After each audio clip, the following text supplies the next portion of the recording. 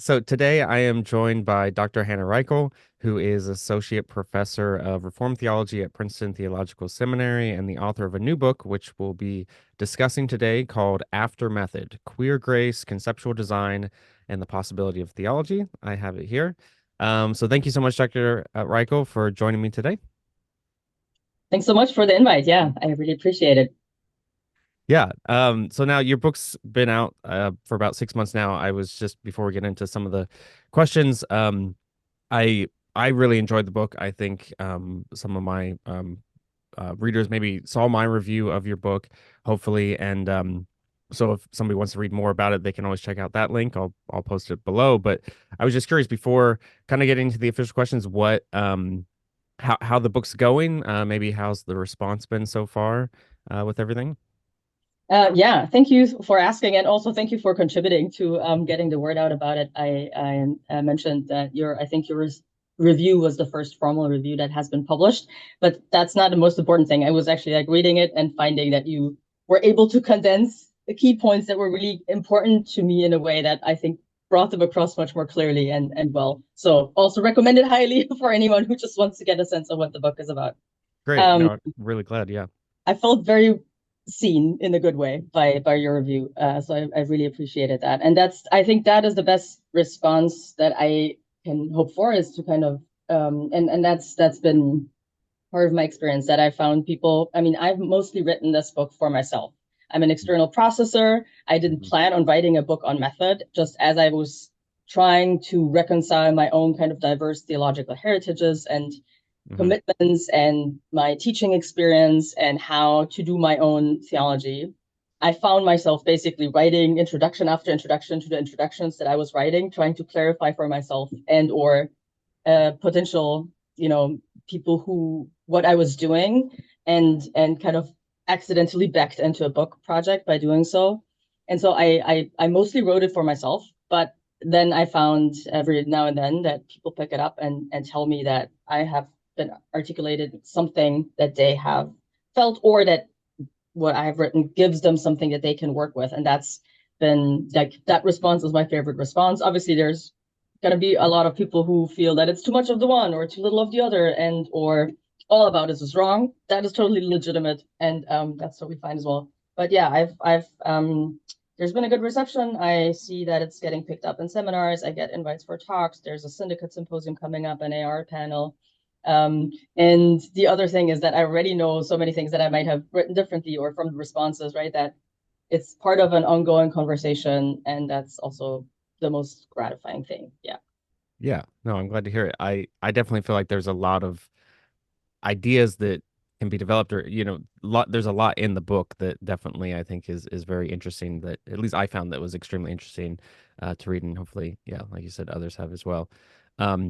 But yeah, so my first question then is one I had while I was reading your book, and I guess it relates a little bit to kind of how you've just described the book as being a little bit of your own a book you wrote for yourself. I like that terminology.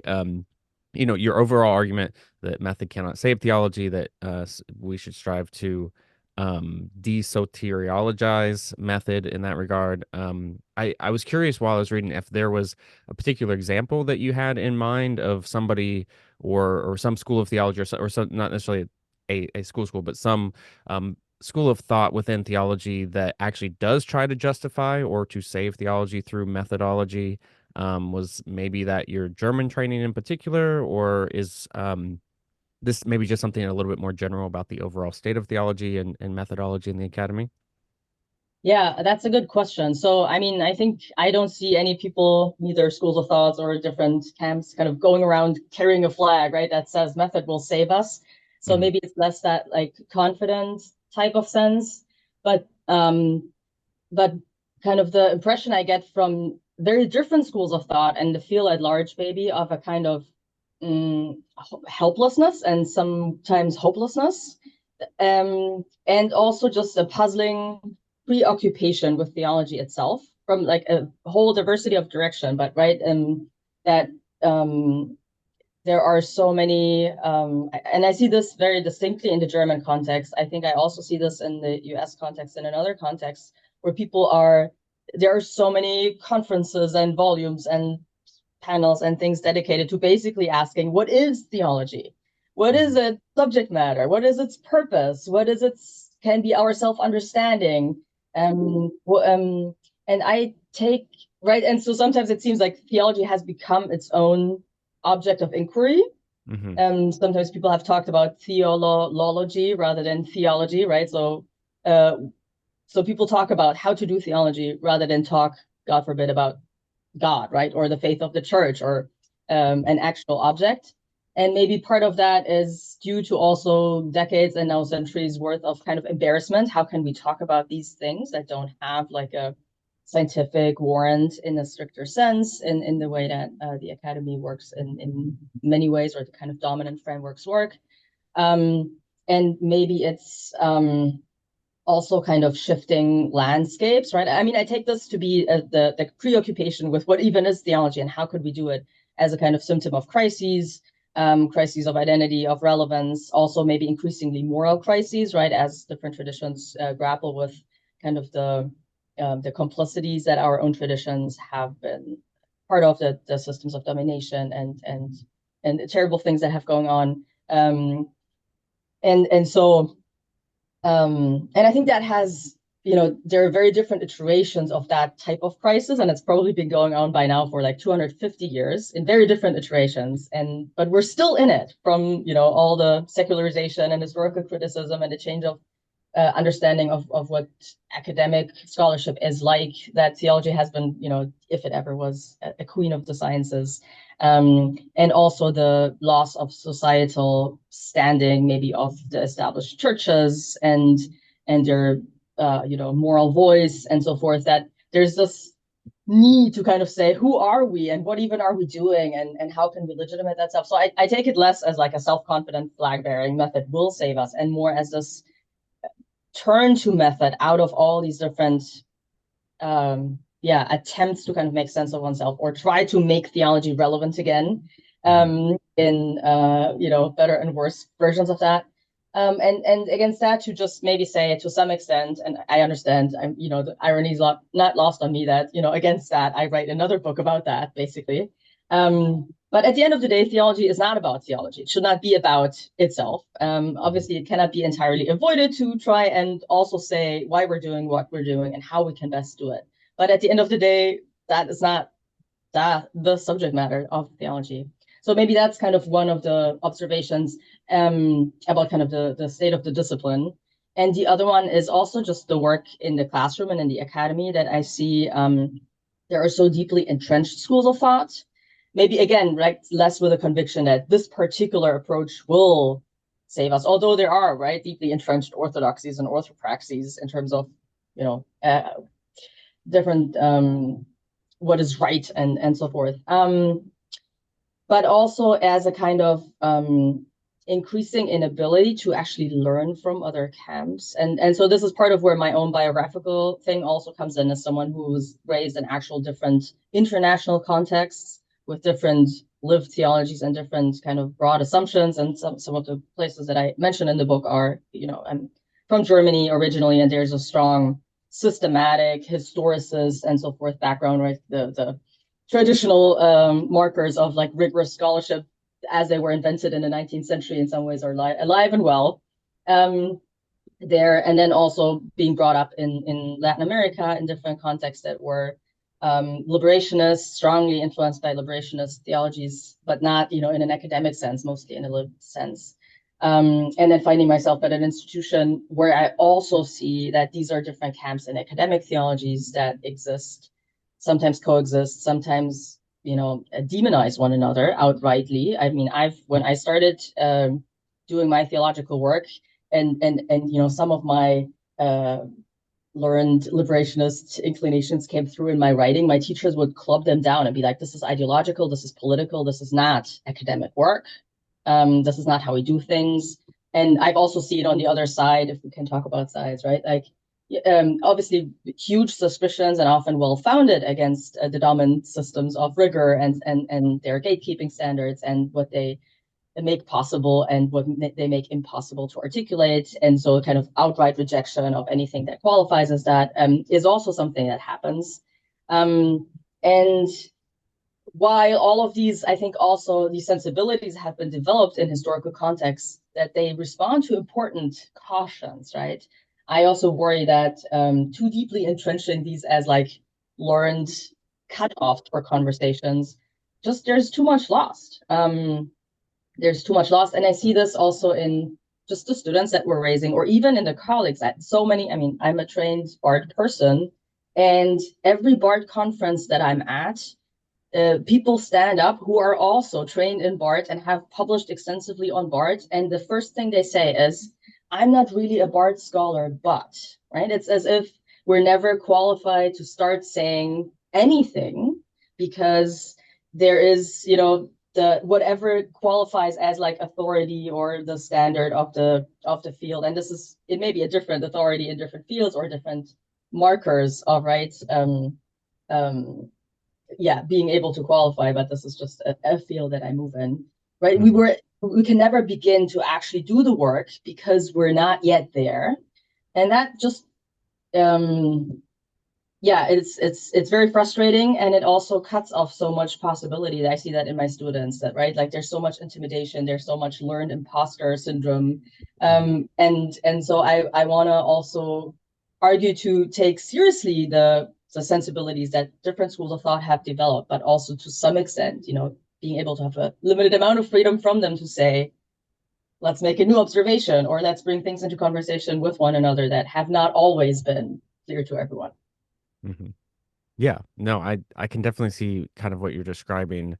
Not only just I'm somewhat on the border. I'm now in an MA, but I'm still somewhat of an outsider within the academic space. This is my first academic degree, and so yeah, I can observe some of that in myself too. I think previously when I had been writing and being interested in theology, I was very like almost a little bit naively confident and just speaking about God. And then I think as I've kind of continued to read the more academic side of theology, it was a little bit of that, yeah, that sense of like the self confidence kind of waned and to yeah. So I can see how kind of what you're describing, some of that like everything's prolegomena, everything's you have to justify how to say. So, yeah. But no, that's very interesting for sure, and connecting it to your biographies, very interesting. But yeah. So no, thanks for that. I think another question I had, for you, kind of in a similar vein, I guess, with this is how might you prescriptively suggest for researchers working in theology to take kind of what you're describing into their own work, and maybe if you want to say something about how you um, talk about method with your own students, whether they're doctoral candidates or whatnot. Is there maybe a specific application that you're hoping for this book that students or researchers can take and implement some of these ideas for their own research in kind of that constructive way? Yeah, that's a good question. I think it's probably one of the many actual like real shortcomings of this book. It's not actually helping you to like there's no how to, right? At some stages of its inception, I thought about, and now there's a chapter with a expanded hermeneutical circle that now has all these not two or three, but like these 20 things that theology is always communal, it's always contextual, and it's always systematic. And can we walk through this in some way and now do it well. And partially my own character and has prevented me from doing that, and partially, yeah, maybe also the I'm hesitant to come up with too yeah, prescriptive methodology, partially for all the things that I develop in the book. Um, but partially also because, right, that was not like kind of the positive, how should we do this was less the kind of thing that I was trying to figure out, but I was trying to figure out for myself more like, what can we learn from the shape of this problem, Mm-hmm.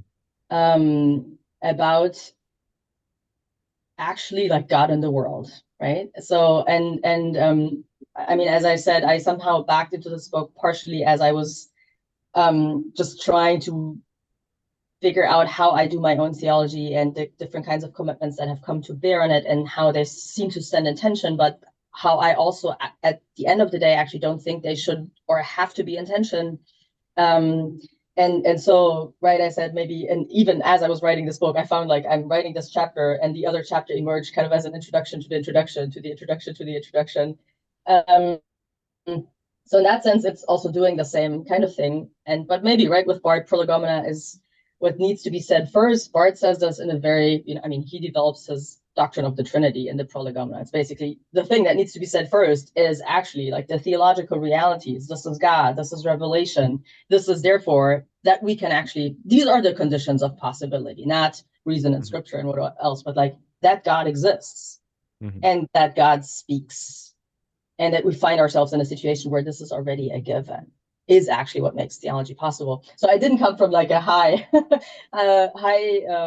flying conviction like that, but maybe more from a like existential helplessness. But I did decide to trust this process. That right is in a way my prolegomena kind of are the inverse of what Bart is doing. I'm basically just looking at our human condition in this iteration of like the theologian's condition, but then also kind of trusting and saying like, but if I do believe that God exists and that these things are real, can then exploring the shape of this problem actually allow me to see something more about this God and about the condition that I'm in? Right? I mean, maybe Bart would talk about the creators and that we should actually not study them. But I did find at the end of the day, and this was partially to my surprise, that kind of these inherited material doctrinal commitments and grammars actually became for me the most elucidating thing to think through like this predicament, right? To insights about sin and grace and revelation and incarnation and especially then the theology of justification, first in a Lutheran despairing, but then also in a more importantly reformed pragmatic let's go ahead inflection with the threefold use of the law, that these doctrines that maybe also seem abstract or ancient and we inherited them and they say something that they actually seem to really speak to even this particular and very weird kind of puzzle that they could never have had in mind of like a 21st century person trying to do theology in this particular cultural context. um, so yeah, so the discovery that at the end of the day, maybe also method doesn't have to be about method and theology doesn't have to be about theology, but that actually we might discover these things about God and the world, and they may even be applicable to the problem of method or elucidating for that particular problem. Um, how do I talk to students about method? I I mean, I try to ask them to articulate what they already know and where they come from, and maybe to also, in this sense, kind of externalize things that they can then start working with. What are the communities? What are the issues? Because I don't think we can take for granted that we actually all that these are always the same, right? And so I think this is very important. And to me, this what I developed in the second part of the book, this paradigm of design theory has become really helpful to think through even how we do theology, because I found it both more pragmatic in some ways, kind of undogmatic, if I want to say so. But then the pragmatism not as in any way kind of releasing us from higher standards. In fact, actually, like the need to actually go real solutions to puzzles that people have in actual context to be much more demanding than any particular school of thought or methodological approach um, could offer. So in that sense, it's requiring you to both do more and less, right? But also to um, to not just stay in your crisis. And but yeah, so in this sense, I'm trying to give those who are feeling this crisis and this inability to actually solve things conclusively a language for that. I think design does that quite well. But then Mhm. also for those who are still trying to actually do something for their communities with theology, um, to give them a way forward, to hold different commitments together, and then to give them tools and resources and permission to actually do this. And this has been one of my most rewarding feedback, glimpses of feedback that I've gotten was like this now graduate student who tells me this book has given me the license to do the things I need to do. Is basically right. I don't know if anything of what I say here is true. I might also just scrap it all and think I have to say something completely different and everything in here is wrong. But if it does that, right? If someone can say, now I can use this as a tool to do the thing that needs doing. Hmm. And that's great. Yeah, that's awesome. Yeah, I for me that kind of what you're describing, this link with methodology and some of the content, the dogmas of Christian faith. That's where I think it was clear in my review. That's where the book kind of started to make a lot more sense, was this framework of Lutheran third use of the law and kind of the that language. And so I can see exactly what you're describing. I think that's very interesting. And then yeah, the conceptual design piece was very fascinating for me too. I think it was one the highlight of the book for me was really getting to that section. And um I my next question talks about that. So I in a section where you talk about some of the reactions from systematic theologians um, to the womanist critique of the atonement. And you link that together with the phenomenon of queer anti-homeless benches in a really interesting way, and conclude how theological designers would do well listening to those who tell them about the uses of their designs, particularly those on the margins. I like that quite a lot. I think one of the things I even in your last answer, I one of the things that I think that does very well is link together some of the what's becoming, and really throughout the book you're working with this, constructive theology, systematic theology divide, um with some of the liberative theologies, and then obviously with dogmatics. It is putting that kind of conceptual design spin on it. I think is really an interesting way to bridge that gap somewhat. Um, but I just wondered if you could say more maybe about that connection with conceptual design. You mentioned it already, but maybe even on a personal level, what led you to conceptual design, to think about conceptual design as a helpful tool or framework, or however you describe it, for doing theology? Yeah, I'll try and start because I feel like there's different things that I can say, different parts of answers. So one is the book that I was supposed to be writing, or that I had started to write a few years before this happened, was a book about technology. Um, and I had been thinking a lot about how actual tools that we use and how actual um, technologies in this case, then also digital technologies, so sometimes more disembodied, but even like architectural environments and so forth, kind of shape the things that happen more than maybe necessarily, the ideas. um, and or vice versa, right? How these also produce specific kinds of ideas. But I had never put that in terms of design so much. It was actually a student who gave me that insight. His name is Wes Willison, and teaching at the seminary that we have here at Princeton Theological Seminary.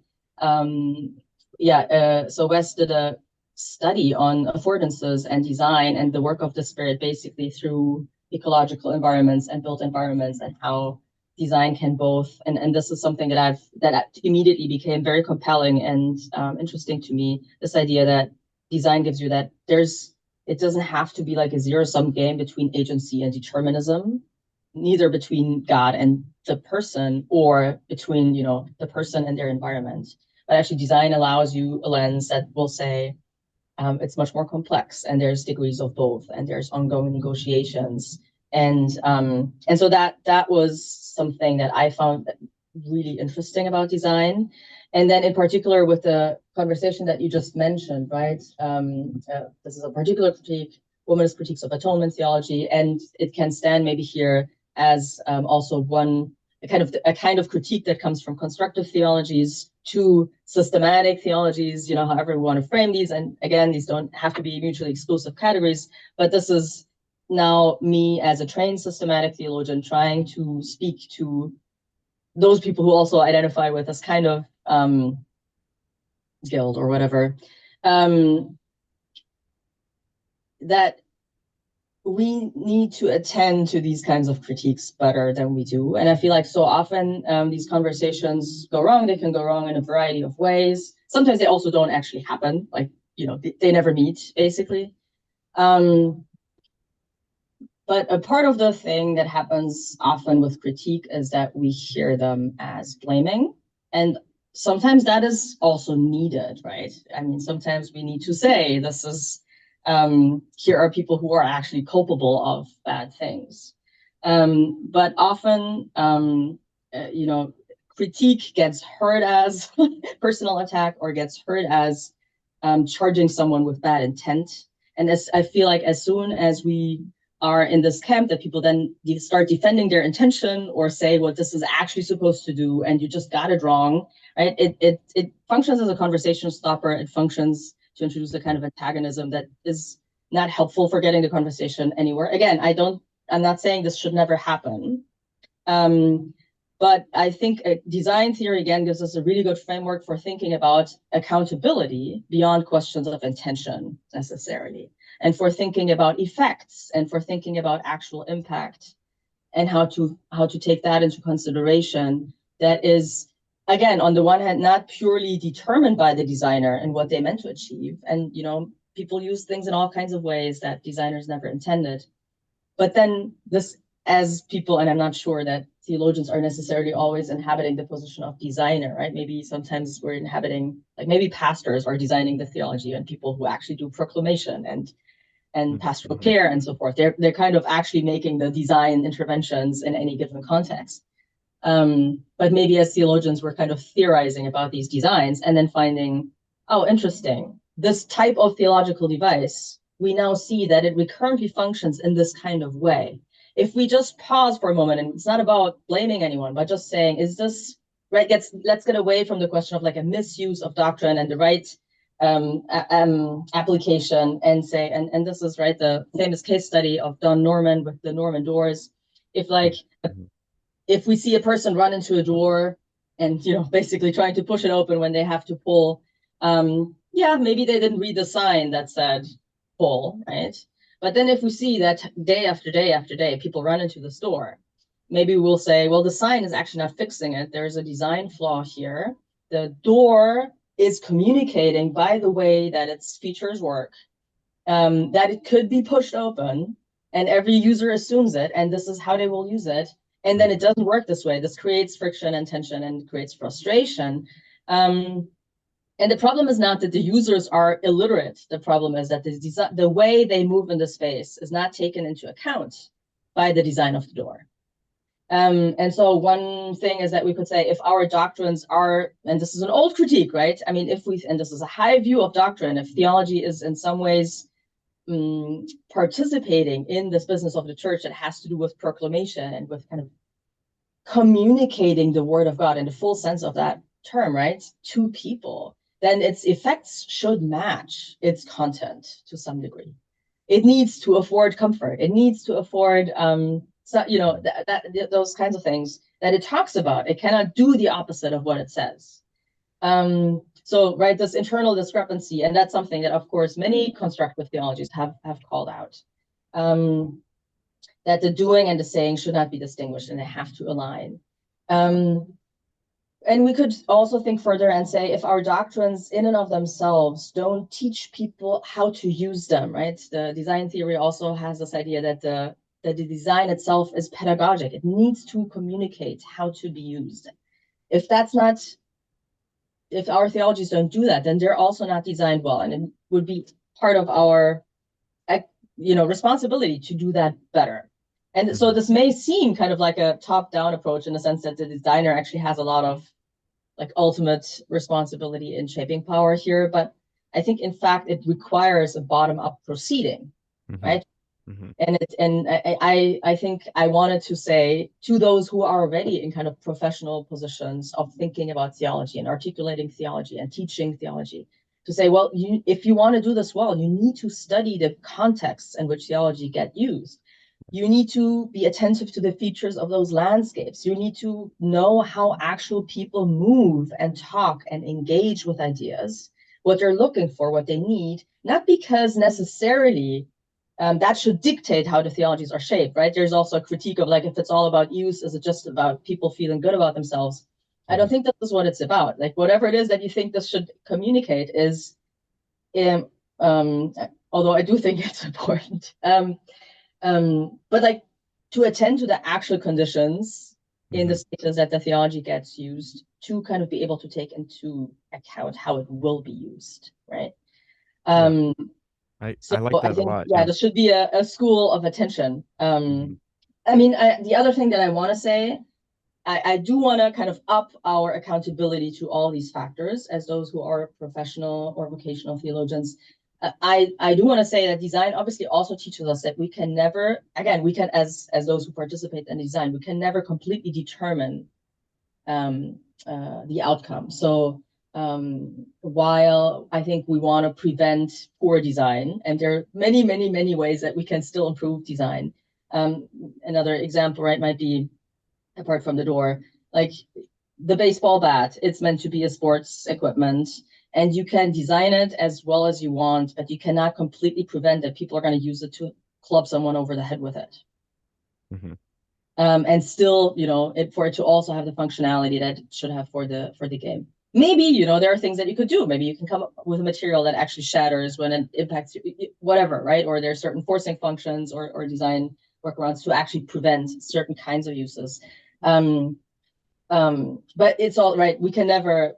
Things can also always be used beyond any of our imagination. Um, so it's not about kind of putting the designer in the more godlike function, but mostly to say Right. you have to pay attention to the use, and there have to be feedback loops. There have to Mhm. be iterations. It has to be an ongoing process. You cannot think we have, this is the right idea. We have once and for all cast it into the right words. Now it's just a matter for everyone to rehearse the creed. Right. Yeah. Absolutely. I like that a lot. It kind of reminds me, there's two thoughts I have kind of about that. The first is it kind of what you're describing about this either top down or bottom up approach with design made me think of the example. I I'm in Columbus, Ohio, so Ohio State University has this big quad that um I believe it's correct. I don't know the history terribly well, but I think what the designers did is instead of building the sidewalks, they had just a patch of grass and saw where people naturally walked already. And then after that, they built the sidewalks to kind of that ground up approach. But obviously that wouldn't work for like a building because you'd still need the building to do it. But for a smaller scale like that, ground up is really interesting. Kind of as a just an example I was thinking of with kind of describing that of that interplay of like you're talking about of it's not either or. In both cases, in many cases, it's kind of that feedback, creating those feedback loops.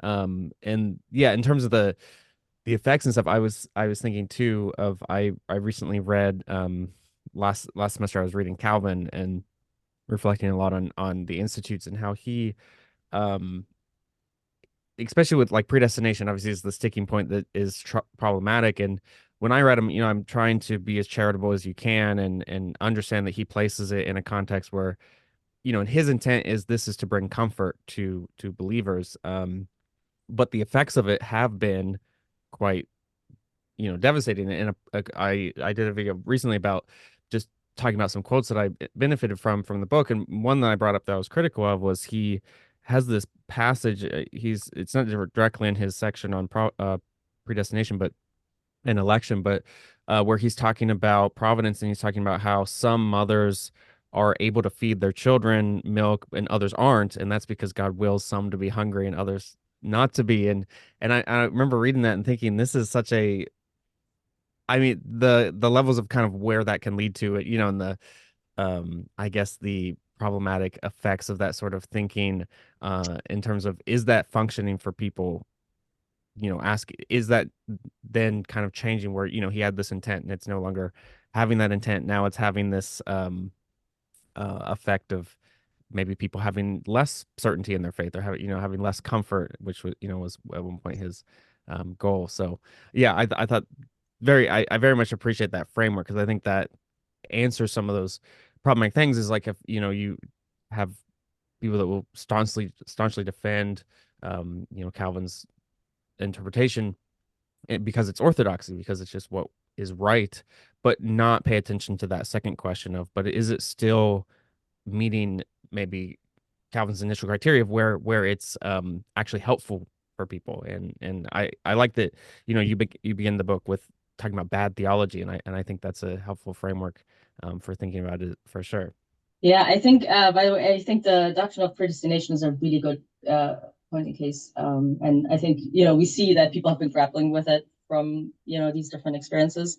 One of the things that I learned from design theory is, right, if we think about theological words as designed objects or concepts as designed things, design is always an intervention, right? And you talked about the law, right? It's partially facilitating something that's already ongoing, and it's also making a corrective intervention. And so if Mm-hmm. we think, and this has been helpful for me in thinking about doctrines like predestination, can we try to understand what is the intervention that the design was trying to make, right? Mm-hmm. So what's the directionality in which it's trying to push? And then if you take it out, rather than, right, what are the things that it says? What is the shape of this tool? And then it can be used in different ways in a different context. I can make this point rather than a design theory in Bart, if I want, right? So he has, because I see him at the wall at the wall behind you, and there's a lot of Bart in my background as well.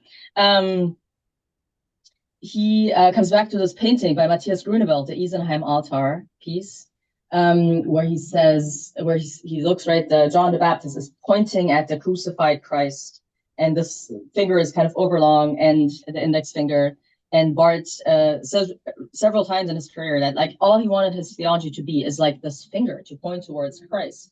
And I Mm-hmm. think that that's a really cool metaphor because, right, if you now look at this finger and examine its exact shape, like we will learn nothing about Christ. Nothing, Mm-hmm. right? It's Right. not the words in this doctrine that actually have the truth. The truth is the pointing. Mm-hmm. And there is a truth in that. And also, if you now take this, cut out this finger and just put it in a different spot in the room, it will actually not point to Christ anymore. Right. So even the same words of the same doctrine that are true, they're really true. They really point to Christ. And they say something very true about who God is and how God works in the world. And if you just take the same words and insert them in a different context, they may do the exact opposite of that, pointing. Mm-hmm. Um, yeah, so maybe part, right, of the this is orthodox framework, I think maybe part of that is a really helpful sensibility, but maybe we could ask, right, like what is the point? What is the towards what is it trying to point rather than Mm-hmm. see the orthodoxy in like the particular words or the particular formulas or the particular language that it has been cast in. Right. Yeah, Yeah. definitely. Yeah. I I I like that framing of it a lot. That's very helpful. Yeah, so I guess my next question, I one of the things I talk about in my review too is that you do have space for um having clarification and refinement methodologically and all of that. But I one of the interesting kind of ideas you raised was an idea from Bart early on in the book about how method must ultimately fail for theological reasons. And I'd like that kind of phrasing of it. Um, how do you think theologians working in this might walk the balance between method as a necessary failure, that method can't save theology, but still approach it in a way that doesn't entirely eschew the need for clear arguments, um, for detailed arguments, for describing what you do well, methodologically. So in other words, how does a theologian still hold themselves accountable for rational thought without also falling back into this kind of idea that you're critiquing, that method and can in any way be theology's savior? Yeah. Yeah, that's very good. I mean, the this idea of failure and of method as failure and theology as a failed enterprise, I think is also some of the meeting points for me between the Bardian framework and the queer framework. Obviously, right, Mm, there's a lot of queer theories and theologies of failure that kind of pick up on something that I think, in terms of the hunch you also get in Bart, that a failure doesn't need to be the end. I think there are also, both in theology and also in different queer articulations, there can also be kind of romanticizations of that notion. But what I find really interesting here is kind of to avoid either the triumphalism of like we have it right, or the like if we can't get it right, then everything is lost. But right, look at the space that opens up in between these two extremes. Yeah, obviously, like ongoing, like after method is, to speak in the words of a very important German philosopher, who was happened to be a soccer coach. After the game is before the game. After method is before method. It doesn't mean that we're done with it, either because we succeeded or because we failed and we can never do anything. And so, which is just either nihilism or resignation or refusal in a more heroic register, but rather it's this ongoing task of navigating this landscape, in the knowing that we can neither fully succeed nor can we actually completely escape. Like we're here, right?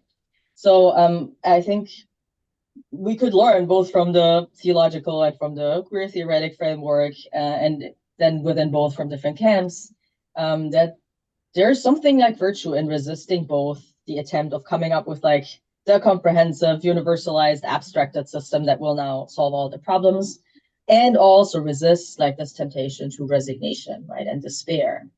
Um, and and actually, I think here this is also right something where we can, maybe this is, I'm kind of talking here now as the white male theologian type position, right? That this temptation to despair has a lot to do with a kind of fragility. Like if it's not all, then it's nothing. Mm. And I think, resilience and creativity and other ways of being in the world that are more survival oriented or seek flourishing in different pockets or are more nuanced than the to be or not to be, right, have been developed in across history, across different disciplines, and also especially in current times, even in academic discussions, by disabled communities, by queer communities, by Black and brown communities, for whom it never was like to be or not to be, but somewhere in between, right? Mm-hmm.